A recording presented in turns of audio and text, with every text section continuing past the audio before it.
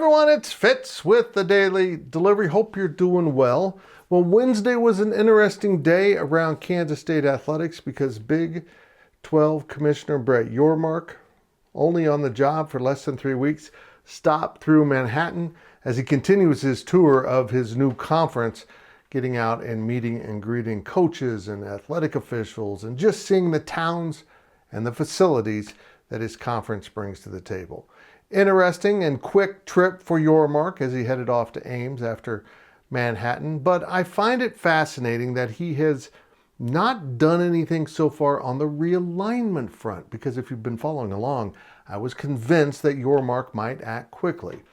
But instead, he's being very patient, and he is apparently letting the Pac-12 come to its own resolution as the Pac-12 deals with the reality that life after USC and UCLA won't be quite as friendly as the Big 12 is discovering that life without OU and Texas can be for that conference. In fact, the Big 12 is proving that it'll be just fine in the wake of two big departures.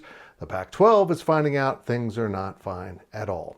While Yormark was in Manhattan, the Pac-12 regents were discussing the value of the conference in the post-Los Angeles era, and the findings are not good for that conference. In fact, they are estimating that the loss of USC and UCLA represents a loss of 40% of their media rights value, and most of that belongs to USC. Now, first, I want to say I think that's absurd that the other conference teams bring plenty to the table and will bring plenty of viewers to the table.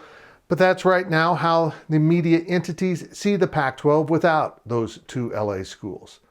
That means that the value of the conference isn't $50 million a school as they had hoped, but closer to 30, which is slightly higher than the 25 ESPN has already offered.